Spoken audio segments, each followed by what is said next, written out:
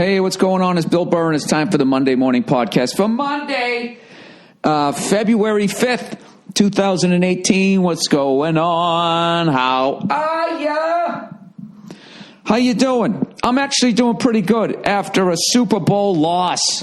Congratulations to the Philadelphia Eagles winning their first Super Bowl championship of all time. Their first one. First one's the best one. If my team hadn't lost, I would have gone online or something like that just to watch grown men crying in Philadelphia over sports, which is one of my favorite things ever. I remember when the Patriots won their first one, I was actually at the game, having gone previously to when we lost to fucking Brett Favre. And he took off his helmet and ran down the field. Whee! I bet his agent cried on that play. We're going to make so much money. Look at him. He's so adorable. Have you seen a picture of his dick lately? No. I just remember when we kicked that field goal and we won. And I'm going to say we, by the way. Hey, people go, oh, you weren't on the field. Yeah, well, I get shit when my team loses. All right? Whenever your team wins, people go, you weren't playing. But if your team loses, then they go, fuck you guys. You guys lost. So suck a dick. All right? We lost yesterday. Anyways, I remember when we kicked a field goal to win the fucking thing. And everybody tackled each other, and I got up. There was this guy just standing there. He was just standing there. He had like tears in his eyes. Like he was going to fucking start crying. And my eyes met his, and he was looking at me. It's the weird, to this day, it's the weirdest moment that I've had with another male. I could see if we were at a fucking funeral. Jesus Christ. You know, man the fuck up. And I also remember, if I was in Philadelphia, I would want to hear from that guy. One of my favorite things this year in the football season was when when Carson Wentz went down and that Eagles fan called in the radio station and started breaking down crying to the point he freaked out the radio host. He called up, he was like sort of complaining, and then all of a sudden he's just like, I mean, when's it going to happen for us? You know, every year it looks like they're going to win. The fucking radio is just going like, buddy, you're crying? Oh, it was great. It was just fucking great. So I would love to hear that guy's follow-up call. He's probably crying even more. So I really wish when I finally saw the Eagles win the Super Bowl that they weren't playing my team so I could have enjoyed it more, because that is something as a sports fan that I really enjoy, because there's only two fan bases that I just wish eternal misery on. And that's the Yankees, because I have to, the same way they do it with Red Sox fans and the Montreal Canadiens. Other than that, I would never wish that, a fan base never got to feel a championship. So congratulations to you guys. All right. Now, having said that, I've had that Don Henley song in my head this whole morning, just thinking about the game, because there's always that fucking devastating shock when your team loses. And the song I woke up hearing today, for whatever reason, was Don Henley's Last Worthless Evening. And I was walking around the kitchen, I was just singing, that was the worst fucking defense that I've ever seen. Dude, that was it was an exciting game. But if you really look at it, that was arguably the ugliest fucking Super Bowl I've ever seen. It was like both teams were in a fucking prevent defense the entire game. That was a fucking Super Bowl, people. There was 2 punts the entire game and no sacks, unless you count the Brady fumble, which I don't know how that works. If you slap the ball out and then you tackle the quarterback, if that's considered a sack. I heard them kind of alluding, saying this was the first sack of the game. I was at a Super Bowl party, which I usually don't do, but I got a kid now. And I went and actually, had a good time. There's a bunch of kids running around throwing balls and all that stuff. And I was being the lunatic sitting in the other room by myself trying to watch the game or whatever. But anyways, you know what's great about having a kid? You don't have to watch the halftime show. I'm going to put her in the stroller and go for a walk. So I don't even know who played.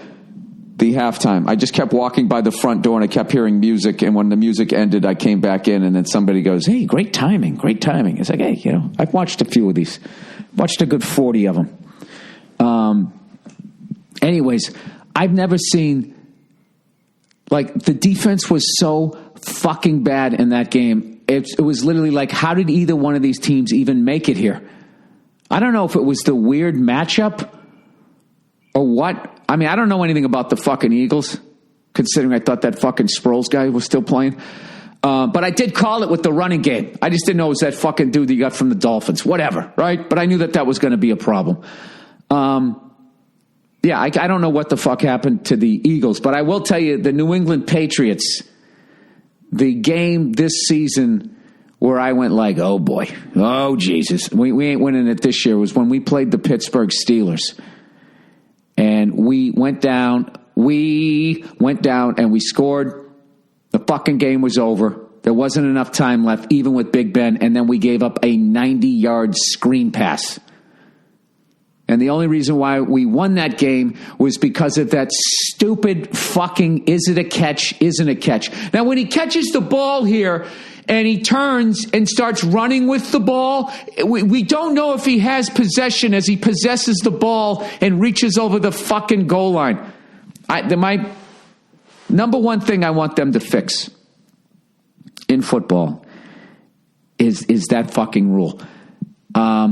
I don't remember there really being a huge is it a catch, isn't it a catch controversy before they fucked with that rule. So every once in a while, you try to make the game less controversial and you do dumb shit like that. Or even the tuck rule. I mean, that was fucking stupid. That was a fumble. It's the stupidest. He tucked it in. I don't know. But I don't know the rule book the way they do. It's fucking dumb. And all you Raider fans who are jumping up and down because a Patriots fan said that was a fumble, go watch the fucking roughing the passer call that you guys got back with old Kenny Stable and Ray Hamilton jumping in the fucking air. That gave you a goddamn Super Bowl, okay? So why don't you take off your fucking Rocky Horror Picture Show scary Raider costume and shove it up your ass, all right? Sorry, I'm still a little upset that my team lost. Attacking fucking Raiders fans who are about to become the most profitable fucking franchise in the modern NFL era the second they go to Las Vegas.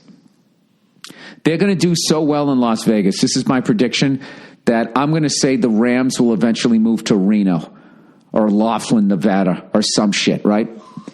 So, anyways, getting to the game. That was the ugliest fucking game collectively of team defense I've ever seen in my fucking life. I don't remember seeing a punter the whole game. I haven't looked at the stats, because my team lost. So, you go on fucking radio silence. I'm not going on social media because not one Eagle fan talked any fucking shit. And I already looked at my feed last night. Somebody was like, fuck it, all this shit. It's like, where was that before the game? When your green knees were fucking shaking. I think there was 2 punts, no sacks. Other than, I guess, that Brady thing, if they count that as a sack.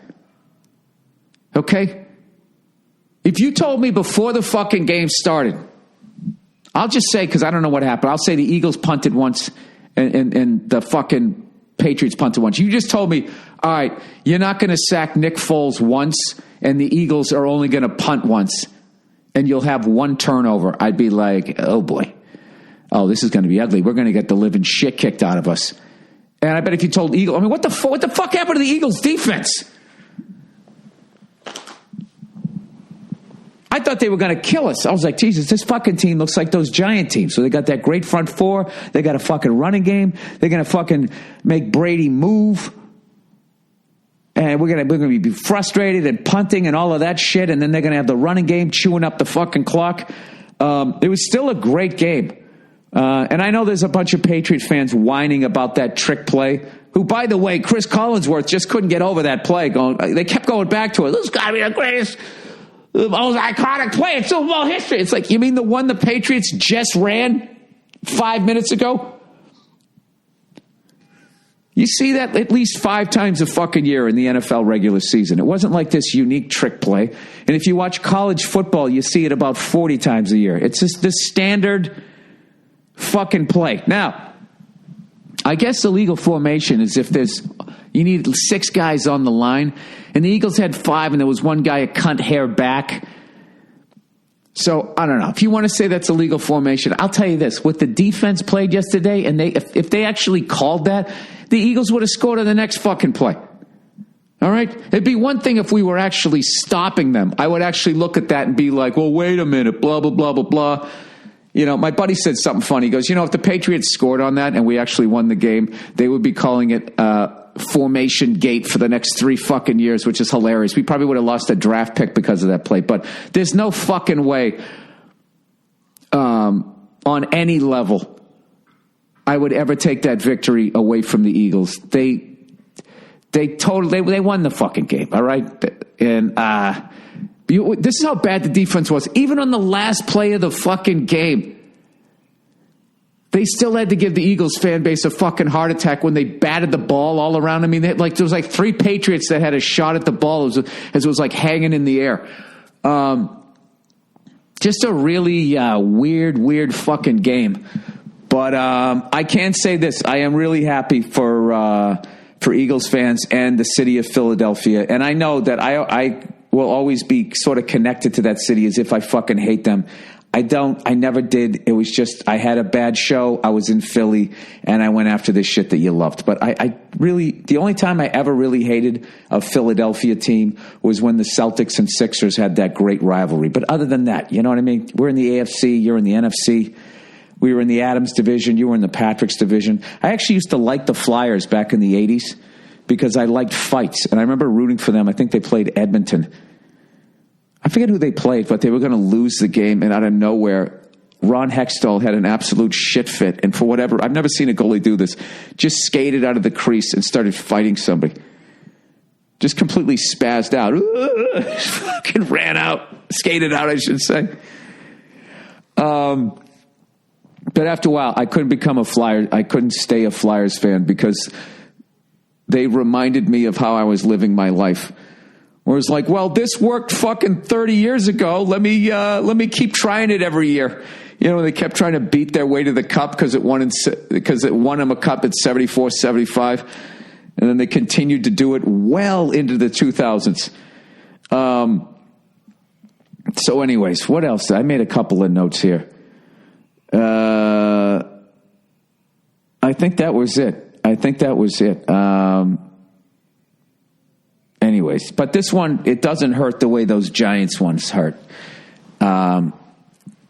This one is just, this one just kind of sucks. But anyways, congratulations. That's fucking great. So now the Philadelphia Eagles in the last 10 years, the city of Philadelphia has won a World Series and they won a Super Bowl. So now they need the Flyers.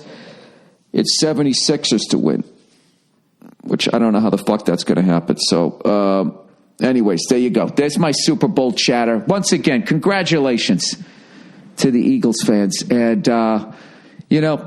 Patriots fans, here's the positive that you can take from it. All right? The team 100% overachieved this year. All right? Not having Edelman the whole year, having Gronk concussed, and Brandon Cooks, essentially knocking himself out of the game. I've never seen anybody do something like that. When he peeled back, I literally yelled, what the fuck is he doing? I've never seen a guy peel back with the ball and be looking the wrong way and get himself knocked out of the game. There should have been like Benny Hill music playing. I don't know what I think he was so surprised he was that open. He didn't know what to do with it's like he had his own public park to himself.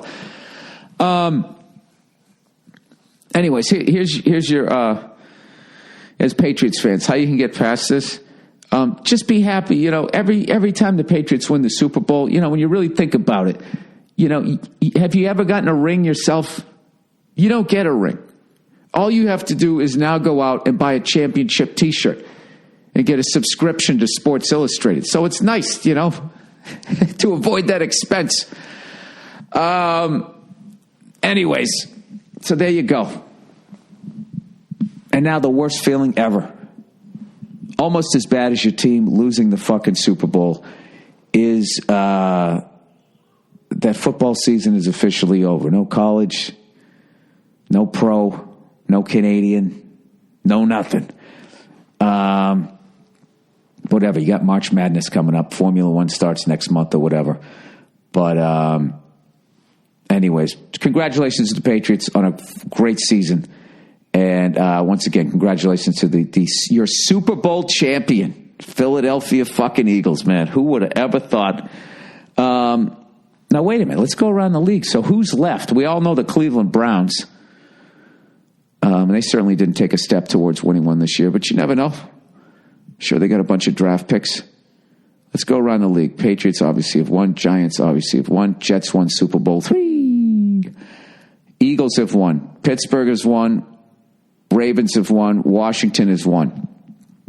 Carolina Panthers 0-2. Tennessee Titans lost to the Rams in one of the great Super Bowls of all time. All right. And they never won as the Houston Oilers. They did win an AFL title, I believe, the first year. Jacksonville Jaguars never won. So there's 3 teams that have never won. And the Browns, that's 4. Bengals never won, that's 5. Lions never won, that's 6. Dolphins have won, Tampa Bay's won. Atlanta never won, that's 7. Oh shit, there's still a lot of teams left. New Orleans has won. All right, moving on up. Minnesota never won. Bears have won. Kansas City Chiefs won, Super Bowl IV. Cowboys have won. Houston Texans have never won. That's 9. Broncos have won. Arizona Cardinals never won. That's 10. San Diego Chargers never won. Jesus Christ, this is really saying about how many dynasties there's been in football.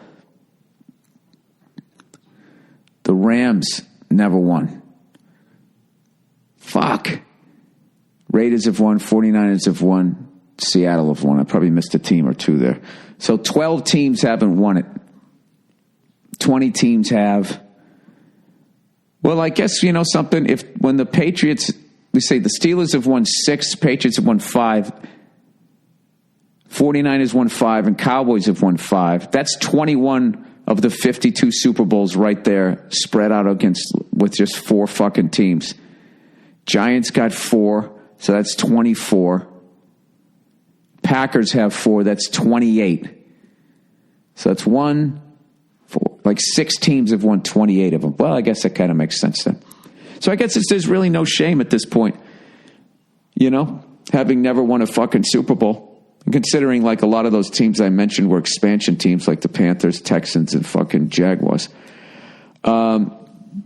All right, there you go. Another goddamn season out the window. And I have to be honest with you, I am really fearful, you know, with Tom Brady going to be turning 41 here, that it might be a long, long time before we ever get back to another one.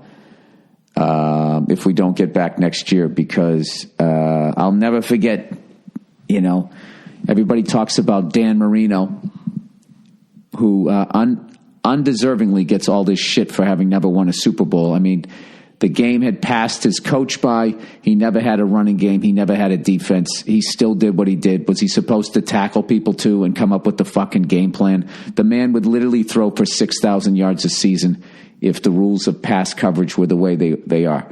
All right?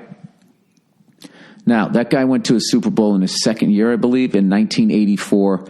Not only did the Dolphins never get back during his career, they've never been back, period, since then. So that was 34 fucking years ago.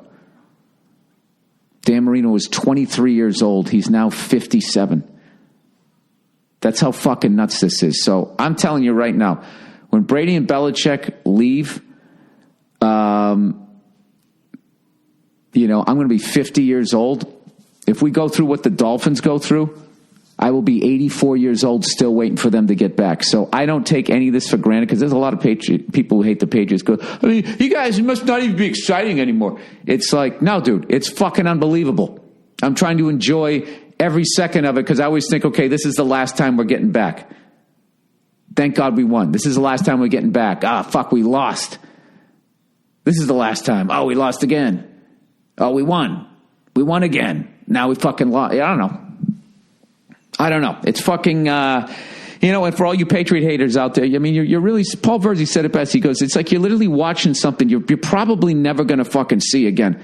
That level of dominance. But I do understand, if you love your fucking team and all that shit. But anyways, we are definitely, I don't know where we are in the run. We're definitely in the final 10% of it. And I don't know if that was the last of it. We shall see.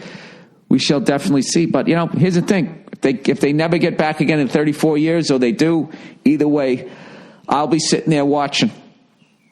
Because I have nothing better to do. Okay. What is that? 20 minutes in. All right, let's read a little bit of fucking advertising. Shall we?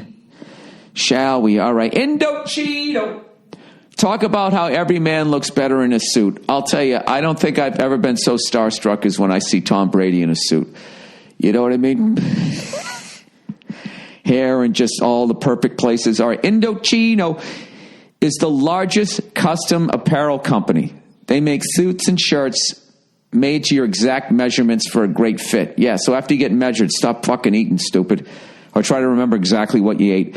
Guys love the wide selection of high-quality fabrics and the options to personalize all the details, including the lapel jacket lining. Eagles fans, you can get Super Bowl champions right in your little lapel, monogram, and much more. Here's how it works. Pick your fabric, choose your customization, submit your measurements, place your order, and wait for it to arrive in 3 weeks or less. You can shop online at Indochino.com or visit any of their showrooms across North America. This week, my listeners can get any premium Indochino suit for just $359 at Indochino.com. That's Indochino. Indochino.com when entering Burr at checkout. That's over 50% off the regular price for premium made-to-measure suits, plus shipping is free. That's Indochino.com, promo code Burr for any premium suit for just $359 plus free shipping. Incredible deal for a perfectly tailored suit. All right, and here's the latest. Here's the latest advertiser I got. Honey! You'd never turn, that's the word you hate the most when you're married. You'd never turn down the free money, right? You'd never turn down free money, right? That's how you read it. Well, if you shop online without the best coupons, you're already paying too much. Coupons? Is this for like old people? Old people online. We'll be back after these messages. Fortunately, there's a free browser extension called Honey that automatically finds the best coupons on the web. So you always get the best prices on everything online. Please personalize this to make it your own. Okay, in 2 clicks. Oh, wait, let me make this my own. In 2 fucking clicks, add, honey, could you just, honey, add honey to any browser for free. Then shop like you normally do. Honey scans and tests millions of coupons in the background. At checkout, honey will automatically apply the best coupon to get you the biggest discount. Over 7 million fucking people use Honey every day, and together they've saved millions of dollars. When Honey's got your back, you'll never overpay for anything ever again. Mandatory personal endorsement. What's the last purchase you made with Honey? How much did you save? I don't know how to use it. I'm fucking 49 years old. I'll have to figure out how to use this. There's no reason to add Honey to your browser today. I'll tell you right now. If I used Honey, you know what I would use it for? To buy a New England Patriots AFC Championship t-shirt. Making a joke about your own team. There's no reason to add Honey to your browser today. It's free. Takes just seconds to install and will save you tons of money. Add Honey to your browser for free right now. Now join at honey.com, HONEY.com/Burr. That's joinhoney.com/Burr. Honey. All right, Dollar Shave Club, everybody. Dollar Shave Club.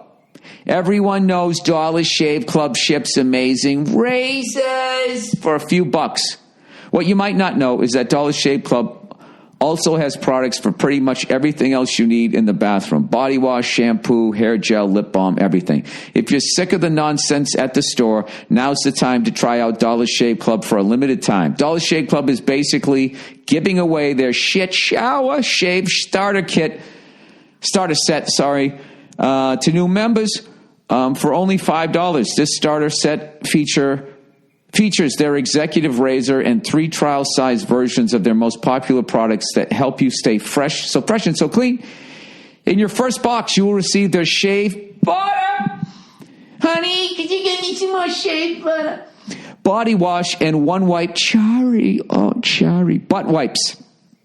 You will receive their executive razor, which includes their premium weighty handle and full cassette of cartridges. After the first box, replacement cartridges are sent for only a few bucks a month. This offer is exclusively available at dollarshaveclub.com/Burr. That's dollarshaveclub.com/Burr. Dollar Shave Club's high-quality products will have you covered from face cheeks to butt cheeks. There is no better time to try the club. And lastly, but not leastly, Stamps.com. Postage rates have gone up again. Let Stamps.com keep your rates down with postage discounts up to 40%. Discounts you can't even get at the post office. Stamps.com gives you 3 cents on every letter you send. Pay 2016 prices for 2018 stamps. Just use Stamps.com to automatically calculate and print the correct amount of postage for every letter or package you send. Stamps.com makes it easy. They'll send you a digital scale to automatically calculate the exact postage. Stamps.com will even help you decide the best class of mail based on your needs. Anything you can do at the post office, you can do right from your desk with Stamps.com. I use Stamps.com anytime I'm sending out my posters when I'm on the road, right? I'm a moron. If I can figure out, so can you. And right now, you too can enjoy the Stamps.com service with a special offer that includes a 4-week trial plus postage and a digital scale. Go to Stamps.com. Jeez, I got the Invisalign in. Sorry, people. Go to Stamps.com, click on the microphone at the top of the homepage and type in Burr. That's Stamps.com, enter Burr. And look who just came in. The one thing that can put my smile on my face after a Super Bowl loss, my wife and my beautiful daughter. She insisted on coming in. Okay, come on in. You know what? I don't know what happened yesterday in that Super Bowl. I can't explain. There should have been Benny Hill music playing during that game. Can you give us your breakdown, Honey Bunch? What happened? Pushing the microphone away. You don't even want to talk about it? You're so devastated? That's because you're spoiled. Because this. Hi. Hi. Hi. The Patriots won the Super Bowl every year of your life until this year. What? That's right. She's 1 year old. And they've already been there twice. Oh. And all she knew was winning. Sorry that you had to learn this ugly lesson. Oh my God, if they showed Nick Foles' wife one more friggin' time, I get it. Isn't it unbelievable? I guess I have to say as a redhead, the way blonde people get treated. I swear to God, if she was a brunette, maybe they would have panned past her face to some fat Eagles fan eating a cheesesteak. Are you going to say anything? You just throwing your hands up? Is it weird that I have headphones on and a microphone here? You can't say hi? You say mama? Nothing? Nothing. She's speechless after that loss, right? There you go. There's the mama. Can you say hi? Can you say hi, buddy? You can wave. Hi. Hey, who played the halftime show yesterday? Justin Timberlake. Oh, it was Justin Timberlake. Oh, shit. I should have watched that. I was pushing her up and down the driveway. Having a grand old time. All right. Hi. All right, let's stop trying to show off here. Let me finish my podcast here. All right, come on. Say bye-bye. They haven't showed a quarterback's wife that much since Kurt Warner's. You know, although she was a brunette. So there goes that theory. All right. Their stupid pom-pom hat on. You're in an indoor stadium. All right, Bill, don't be a bitter douche. All right, I won't. Congratulations to Nick Foles' wife. I was hoping that the Patriots were going to kick the shit out of the Eagles just so I could have seen this sports headline, you know, and if Nick Foles threw like 3 interceptions, they would have said Nick folded. But it didn't happen. All right. Formula One. Let's get to the questions here this week. Oh, no, I got to tell you about my show in Reno. So I want to thank everybody that came out in Reno. Even the douche that tried to interrupt my show and have a YouTube moment.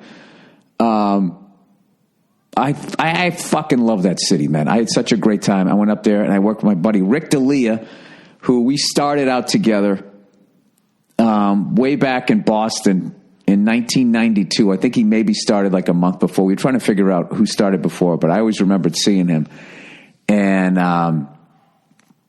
you know, seeing a friend, you know, Jesus Christ. I mean, I've known him for 26 years. I've actually known him longer than the age we were at when we met each other. So it was, you know, just all the stories were coming out. And when he brought me up, he actually made a reference to this fucking hell gig that we did. Nick's Comedy Stop, where I started. I remember that was such a big deal to work at that comedy club. It was just a legendary place. It was the house that, you know, Steve Sweeney and Don Gavin and all those guys built. And we were both, you know, no-name comics, just past being open micers, had started hosting in, like, you know, outside rooms like Dick Doherty rooms and all of that. And Rita from Nick's called us up to do a private gig for Nick's Comedy Stop. And I couldn't believe it. I was like, oh, my God, things are finally starting to happen. And, you know, me and D'Elia found out, you know, we were working with each other, which should have been a red flag right there. Going like, they called you too? Oh, my God. They believe in us, right? That should have been a fucking red flag right there, because both of us should have been opening for somebody who knew what the fuck they were doing. But instead, we show up. It was the Fisherman's Feast in the north end of Boston, which is the Italian section, or at least it was back in the day. I don't know what goes on there now. Everything, the prices, they just driven any sort of like culture has been removed, which is why I like going to so-called B, C, and D level cities, because there's still that unique vibe there. You'll go there and see stuff that you don't see in every other fucking city. You know, the same 10 fucking corporate chains and whatever. Everybody walking around with their Instagram look on their face, you know. So anyways, we show up to this gig. It's outside, literally in the fucking streets. Did I tell this story last week? I can't remember.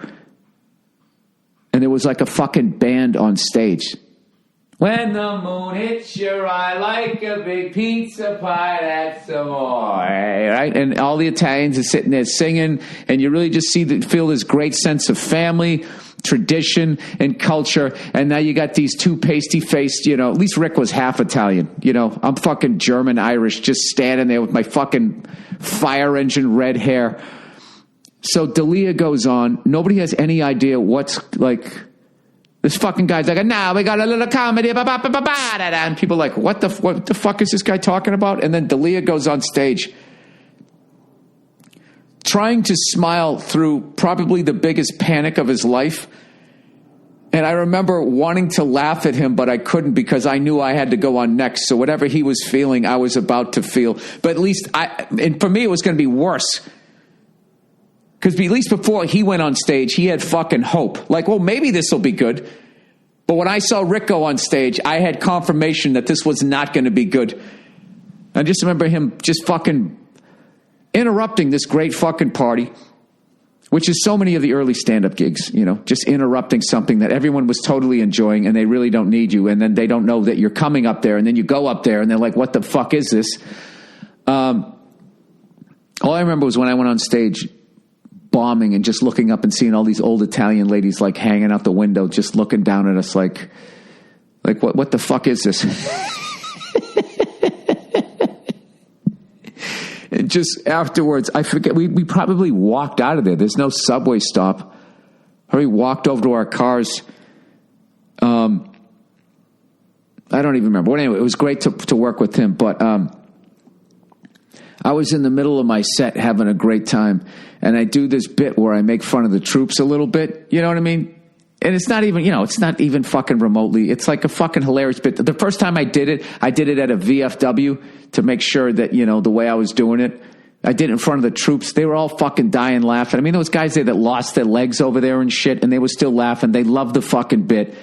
So I do the bit there, and I've moved on from the bit. And at this point, I'm making fun of ISIS. And all of a sudden, this guy walks all the way up from the back of the room. Unfortunately, the chairs were like where he couldn't get all the way up to the front. He starts yelling at me, pointing at the stage, going, "Hey, show some fucking respect." That's when he started, trying to have his fucking YouTube moment. You know what I mean? And I was like, what? Show some respect for what? He's like, the military. He's doing one of those fucking things. Like, I love how the military is just so fucking off limits now. That support the troops. You just have to constantly be blowing the fucking military that you can't even make fun of somebody in the Navy who all he does is swab the fucking decks and is getting a standing ovation walking through the fucking airport.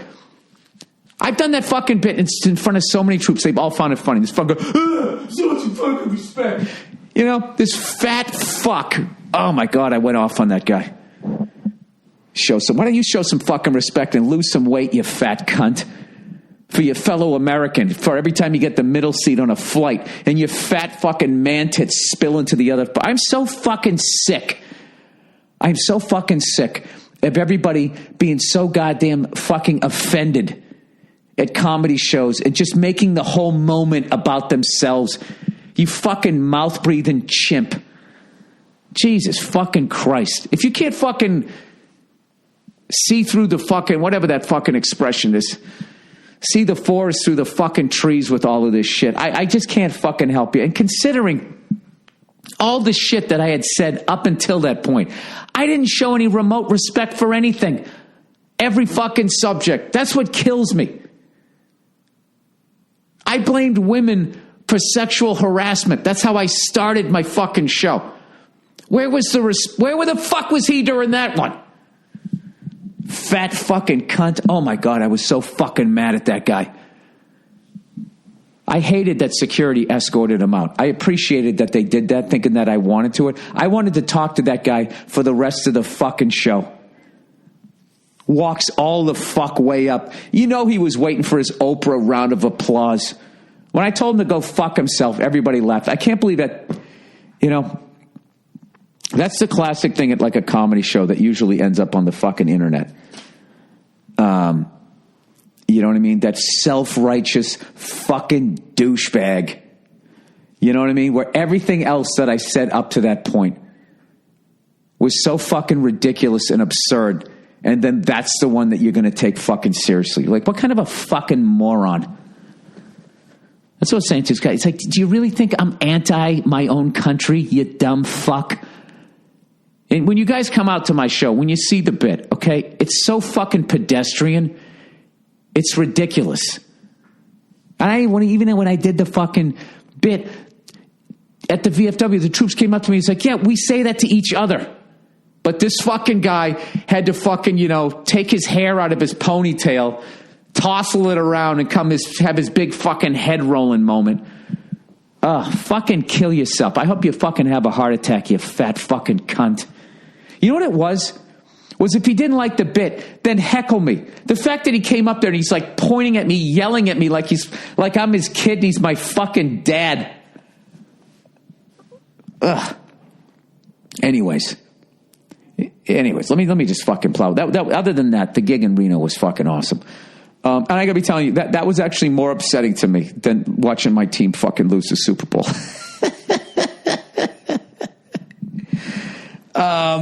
All right. Anyways, let's get into the questions here for this week. Formula One. Oh, by the way, Billy's getting is continuing with his getting in fucking great shape, man. I've made my goal is, turning 50 in June, through years of doing stand-up comedy and trying to get a positive out of a negative. 5 people showed up. What do I do here? Do I give in to the fact that there's 5 people, or do I make those 5 people, which they brought another 50? You know what I mean?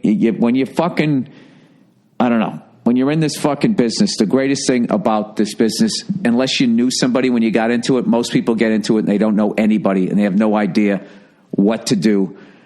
And they're standing out in the street in broad daylight in the Italian section of Boston, eating your red dick. I mean, if you don't figure out a positive mindset, you're really not gonna survive. So I'm turning 50, which I used to think was going to be devastating. I'm actually really excited to try to get myself in the best shape I've been in about 20 years.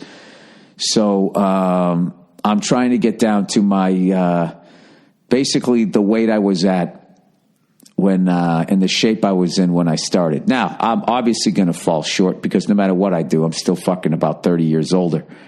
But that's not what it's about. It's about going for it, and I'll still, So anyways, I have a weight that I want to get into. My fucking shoulder, the rotator cuff feels great. And I finally have been able to get a regimen between all the information that I've gotten over the last year. And I've put together a program that is really fucking working for me. And I have to tell you, you know what I did the other day? Other than taking my beautiful daughter to the park on the swing, which I think I'm going to do again today. It's my favorite thing ever, is she was on the swing. And I was able, once I got the swing going, because I can finally lift my right arm over my head. I haven't been able to take my shirt off with both. I've had to take it off with my left hand. I haven't been able to take my shirt off with both hands in like over a year and a half, which has really fucked up my closing bit, everybody, because I really try to get sexy in the end, I was actually able to reach up and hold on to like the bar above the swing, and I made sure I didn't put any weight on the arm. All the weight was obviously, my feet were still on the ground, and I just gave it a little bit of a fucking stretch, and it was this tightness but not pain, because what happens, I found, anybody else going through this shit, is when you have an injury like that, you get into this protective, like the way you hold yourself, and it's fucking crazy, man. Like having not put my hand above my head for over a year, like I can't physically do it anymore because those tendons don't get stretched, and all this fucking shit just, I don't know, grows over it or whatever. It's weird. It doesn't feel like pain. It's like there's a doorstop or a governor. I just can't go any further. So, after doing all these other exercises, I end with that, and it feels tremendous. And it was funny. I was doing that while watching the Super Bowl, and one of these other Patriots fans was laughing at me like, dude, you're really getting into this game. And I was like, no, sorry, man. I'm just fucking working out my shoulder. So anyways, I hope that helps anybody out there that has that issue. So I will actually be able to work out. But the great thing is I've discovered bands, working out with bands, in a door jam and all that, which is really going to help me on the road. And I think I'm done with the weightlifting for a long time. That's kind of what got me into this, years of weightlifting and not doing enough back exercises. And the front part of my body was way stronger than the back, and it pulled my shoulders forward, and one of them came up. And then I, was bench pressing, and just the bones, I don't know, the rotator cuff tendon just rubbed on it and got inflamed. And then I was just fucked. And it's really something that if it ever happens again, I'll be able to get out of it in like, 6 to 8 weeks. But I just didn't know what to do. I thought, this will work itself out. And then they just became all fucking glued up. So anyways, if you've ever gone through anything just remotely physical like that, to finally just be able to fucking take your shirt off or brush your teeth, you know what I mean? Or put the shaving cream on my head when I go to shave my head. I always had to put it in the left hand, I'm fucking mess. All right, here we go. Formula One, everybody. Hey there, Billy, the red-faced cunt. I've been a long-time listener for about 10 years now, and the podcast has always been a great break from the drudgery of everyday life, especially back in my university days. Okay, I'm done blowing you now. Anyways, my grandfather, father, and I are all car lovers. That's great. I remember following Formula One closely as a kid when Jacques Villeneuve and Michael Schumacher back in 97. I'm so pissed I missed that because everybody tells me I missed the great days of Formula One. Listening to you get into Formula One had me thinking of getting back into it myself. With that in mind, I decided to buy myself an early birthday present and bought tickets for the Spanish Grand Prix in Barcelona for this upcoming season for my old man and I. Dude, that's the shit. I'm trying to go to 2 races a year, so I'm trying to figure out what I'm going to do. It's either going to be Mexico City and Brazil, or if I do some tour dates over in Europe, I'll just bookend them with the race. We shall see. Obviously, Mexico City is deceivingly far away from L.A. Like, I always picture that it's just south of Los Angeles because, you know, you just go south and you're in fucking Tijuana. Let me look that up. Where the fuck is it? You know what? I got to hold the microphone here. Can I do this? Do I have this ability? Here we go. North America. I see a map. Here we go. Come on. Come on, slow internet. All right, clicking on it. Oh, yeah, it's like south of like fucking Houston or New Mexico or something like that, right? All right, where do we go? There's Australia. Where the fuck am I? All right, zooming in. I really should have hit pause. Oh, yeah, Mexico City is like south of San Antonio. So it's like flying all the way to San Antonio. It's like basically flying all the way across and then all the way south again for almost the same distance. It's probably... yeah, the equivalent to flying to like Tampa or something like that. But then Brazil. If I go to Brazil, I mean, that's all the way. I used to think when New York, when my buddies used to go to Brazil, that they were flying due south, and that due south actually would get you into like Peru or the western side of South America.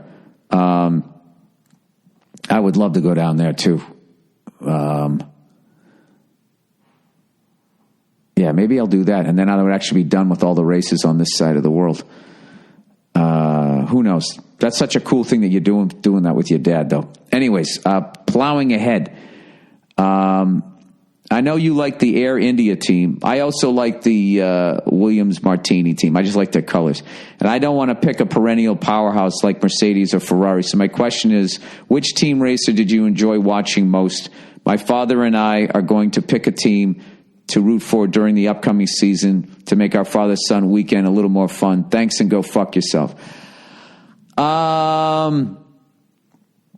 Who did I like? I actually, Daniel Ricciardo is probably, the closest to Lewis Hamilton. And I would also say I really liked, I'm so new to the sport and I haven't thought of the name. That guy, I know, and his teammate there.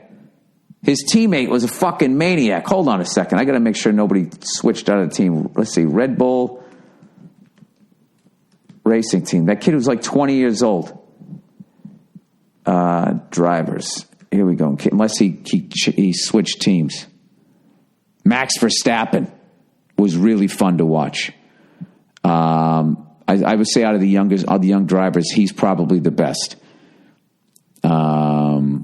I don't know if he's still on the team. These guys seem to jump around like free agents. And then it's all about getting on the Ferrari or the Mercedes team, which, 2 seasons in is getting a little boring. So I would like to see somebody else win, So Max Verstappen, I guess that's what I would say that. And that's such a great thing to do. I'd never been to Spain. That's amazing. I am going to be doing a gig, I believe, to celebrate my 50th birthday. I believe it's coming together over in Europe. I'm going to go, I think I might be doing a gig somewhere in England.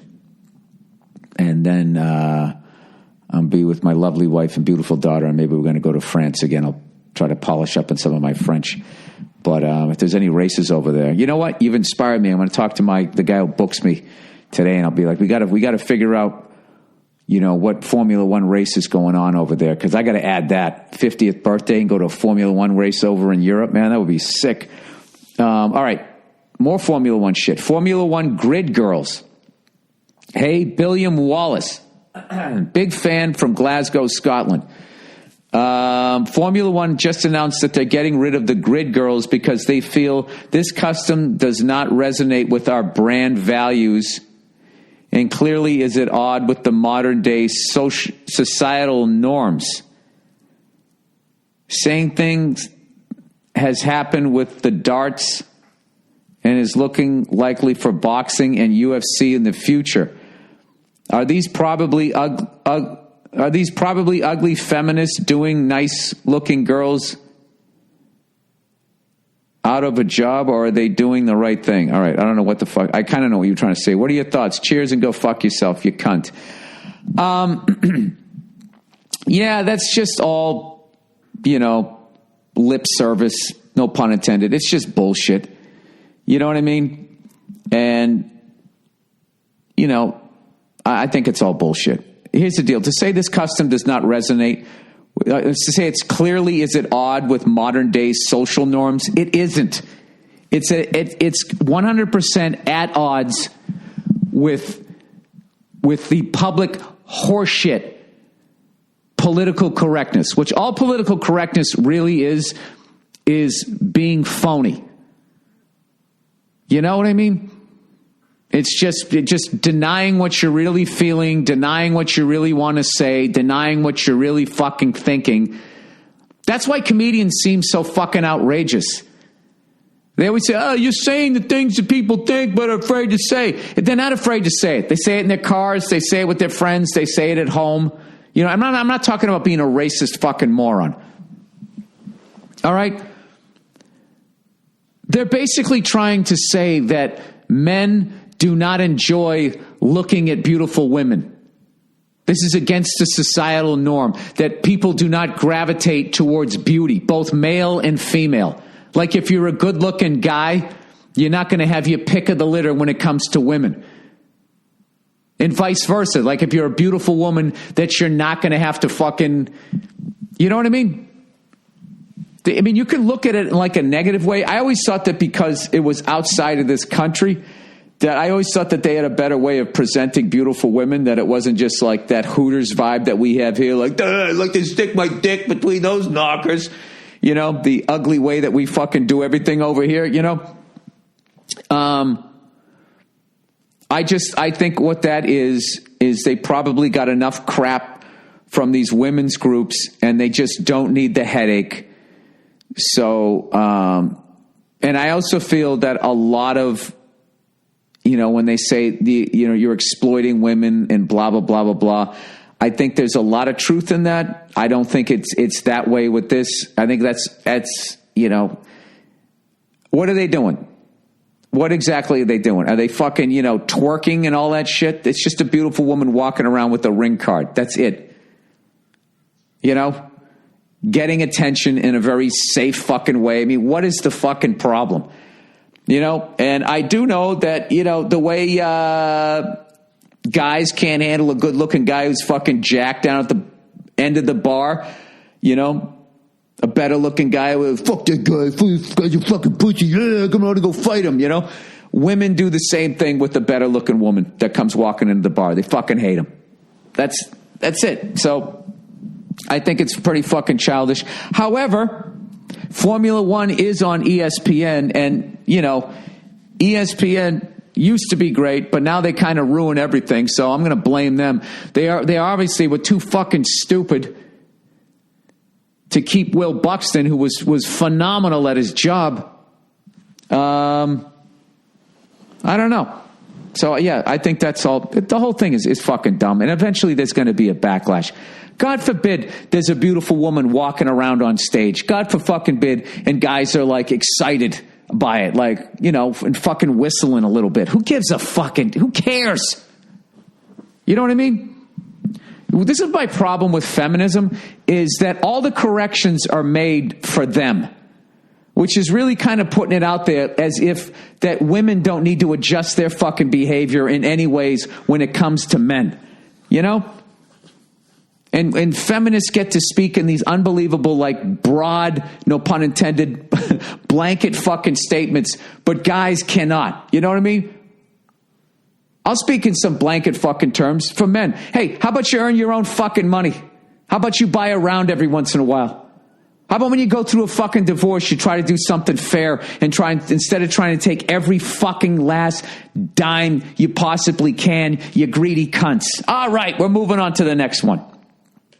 No, they don't need to adjust that at all.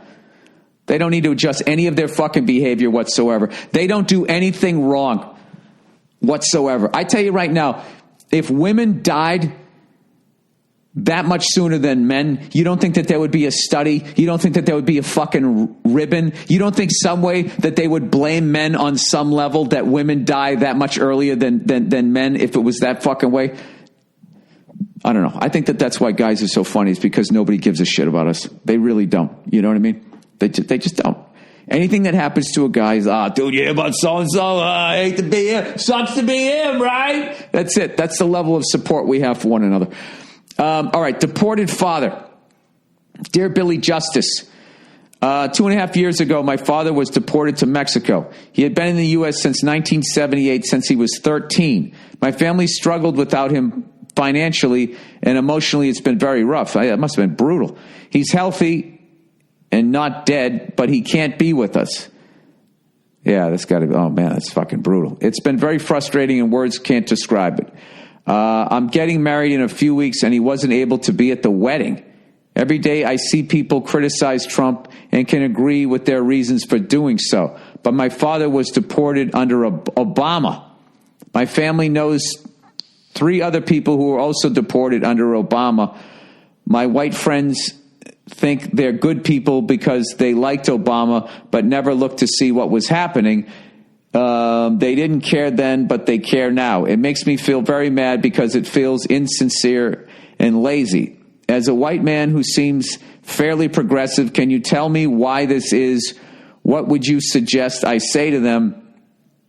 It's an emotional thing for me, so it's hard to choose the right words. Congrats on your child. I have 2 nieces, and it's really the greatest thing to watch them grow.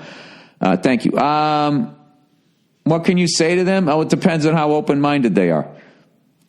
People who are really into politics, which means they 100% watch CNN or Fox News all fucking day as if they're getting some sort of fair and unbiased news feed, you really can't say anything to either one of them. I mean, they're a lot like sports fans, where I try to see, I try to the best I can to see both. Like, I can legitimately be happy for Eagles fans. You know what I mean? I can legitimately look at fucking Derek Jeter and say that guy's fucking great. And I can set aside my hatred of the Yankees or my wanting for my team to beat the Eagles yesterday. But, it took me a long time to get there. So I don't know. I mean, knowing the way I was wired, I would just walk right up to him and be, just so you know, your fucking angel there, Obama, who for some reason gets no shit whatsoever. I mean, it probably doesn't hurt that that his presidency was between two of the biggest fucking dipshits I've ever seen. Is fucking, did I say dipshit? I haven't said that because I was trying to think over the fucking word I could say and not be too fucking offensive and think that I'm a fucking lefty here 100%, which, most of the times I am. But I mean, you can't fool me sometimes. You're not going to fool me again. Went after that, and then this guy who fucking tweets all the time. And then before that, you had a guy shoving cigars in fucking people's twats. I mean, I'll tell you, it's been really rough since the first George Bush, who actually had the, when we pushed Saddam out of Kuwait, didn't go into fucking Iraq and was strong enough to push back against the fucking corporation and say, hey, look, this is not what we were doing over here. We accomplished our mission and we're going home. That's it. So it's been a long fucking time. So I think that there's a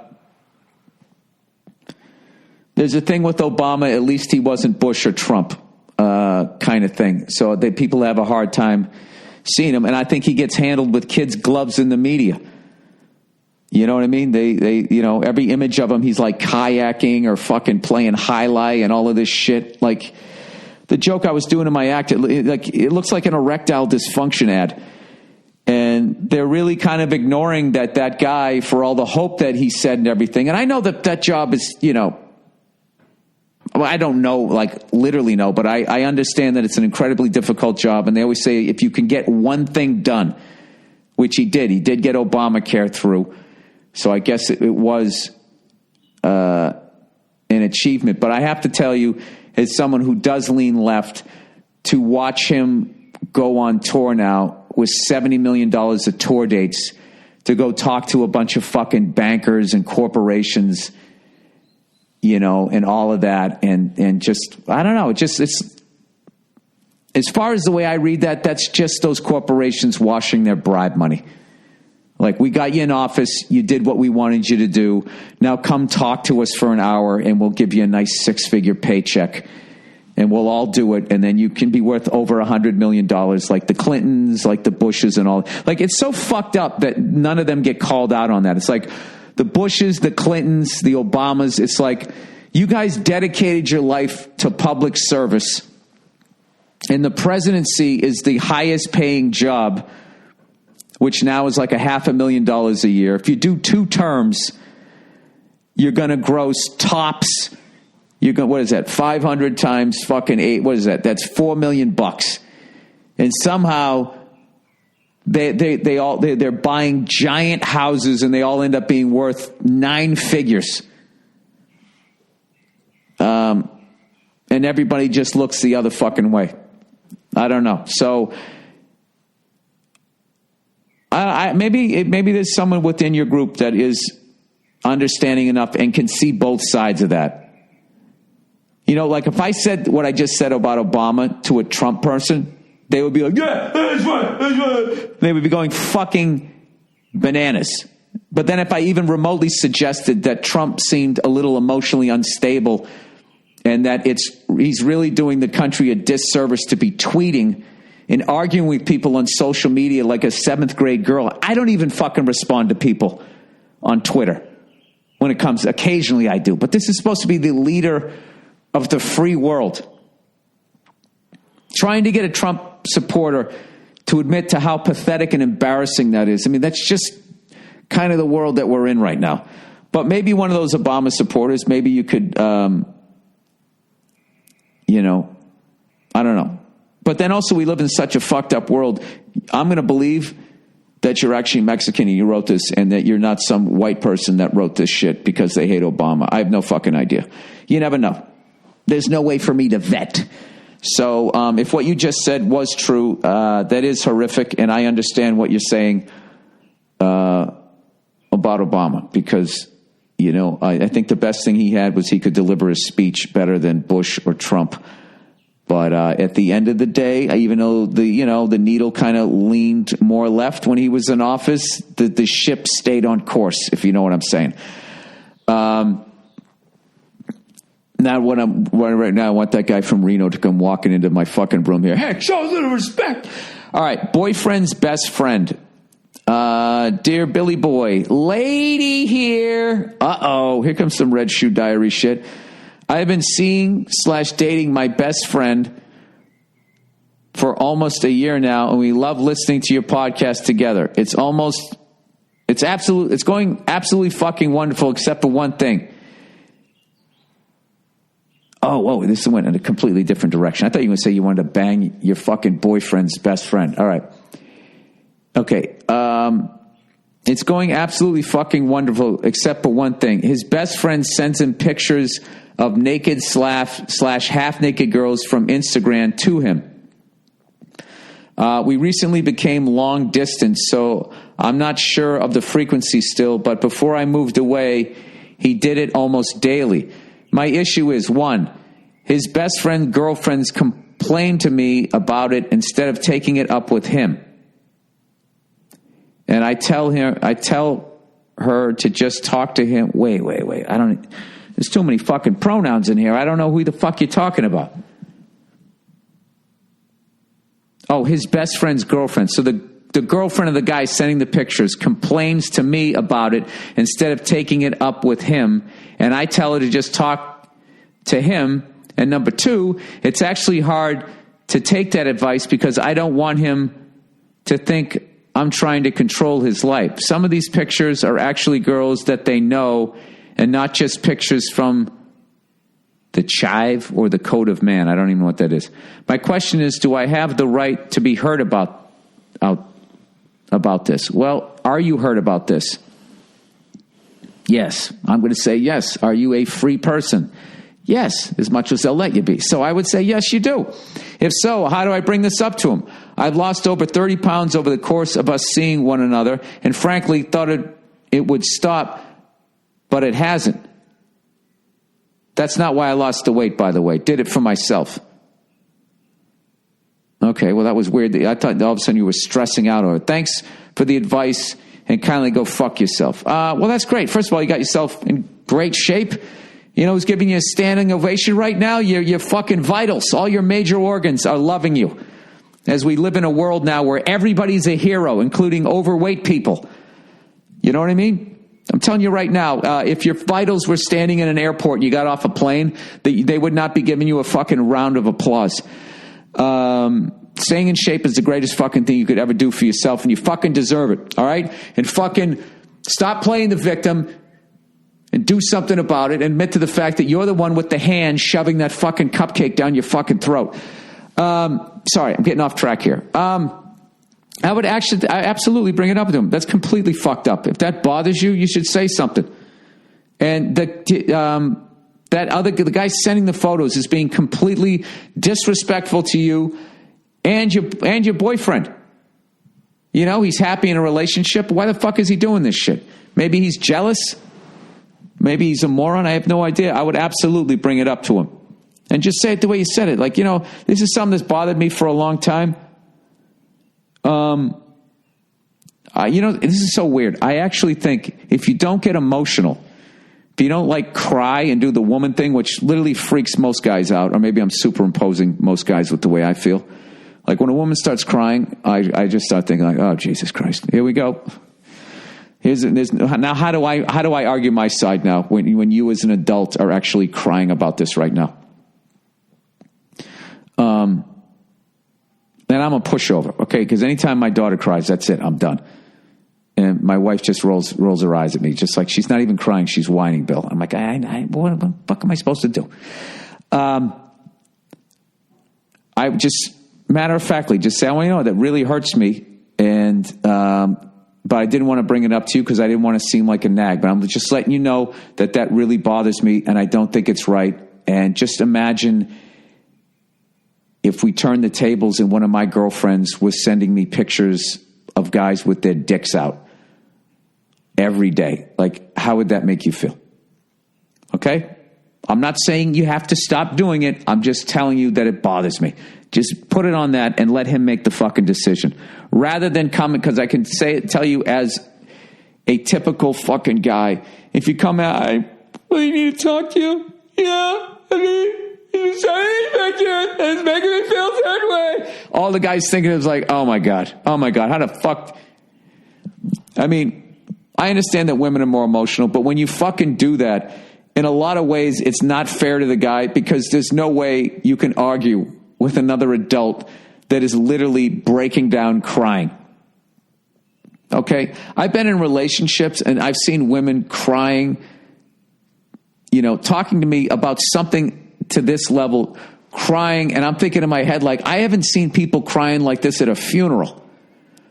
So it really takes away your ability to argue your side if you have a side, and that causes resentment.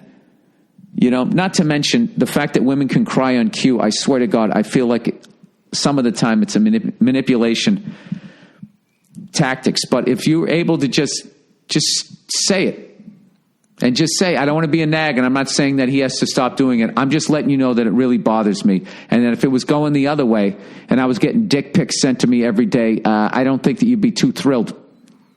And then just let him deal with that. And then be like, I'm not going to say anything else about it. I'm just letting you know. All right? And then let him fucking deal with it and see what he does. That would be my advice. All right. Girlfriend has higher sex drive than me. All right. Dear Billy Fucknuts. That reminds me of that classic Louis C.K. joke. Do you remember that time when he was dating the nymphomaniac?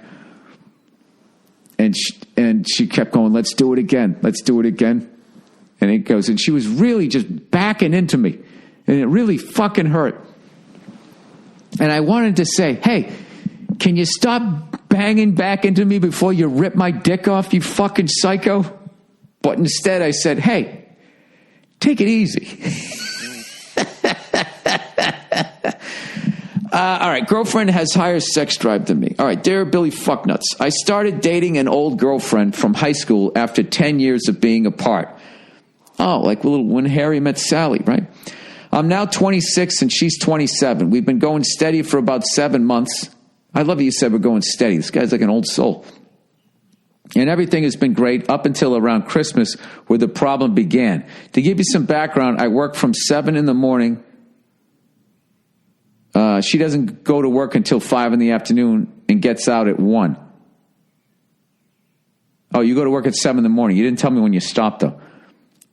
She doesn't drive, so I have to pick her up every night. The only day we have off together is every other Saturday.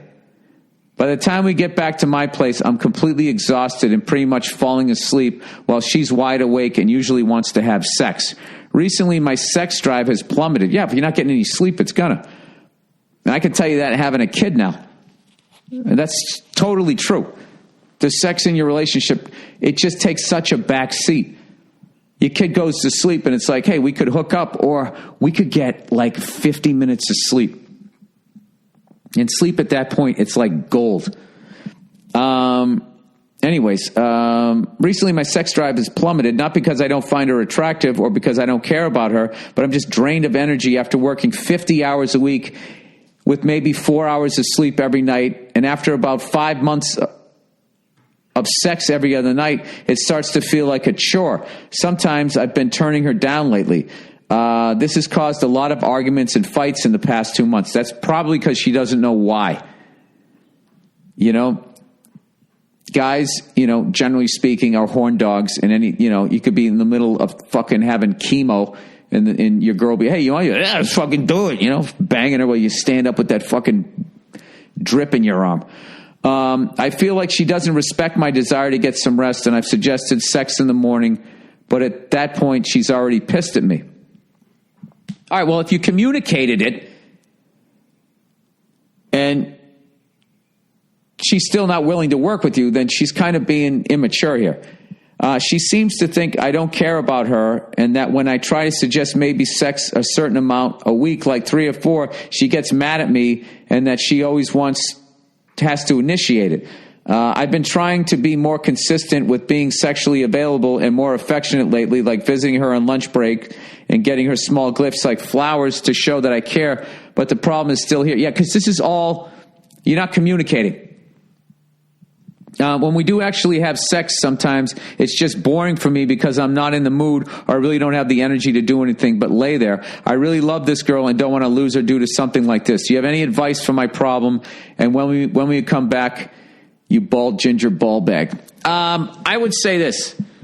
You guys need to sit down and have a talk. And just say everything you just said to me. This is the problem with most relationships, is people in it say the things that they should be saying to each other to other people.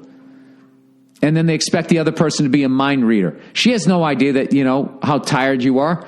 Just tell her. And just tell her that you love her and that you're afraid that you're going to lose her and all of that type of stuff. And just say, the reason why I'm doing it, not been in the mood, is not because of you. It's because I'm fucking exhausted.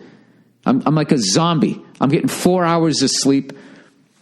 And just tell her that it hurts you, that you're hurting her. So I really needed to clear the air. And just sit down and clear the fucking air. All right?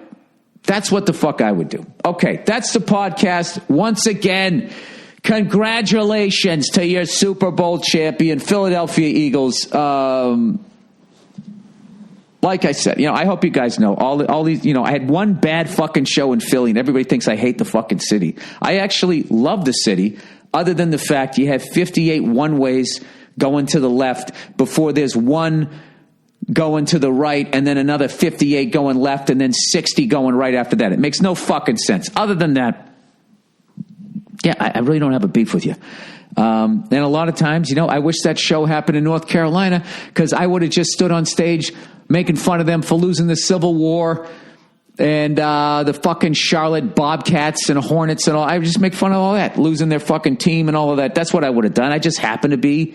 I was actually in New Jersey. That's the funny thing about all of it. All right, that's the podcast. Go fuck yourselves. I will check in on you on, Thursday. All right, see you.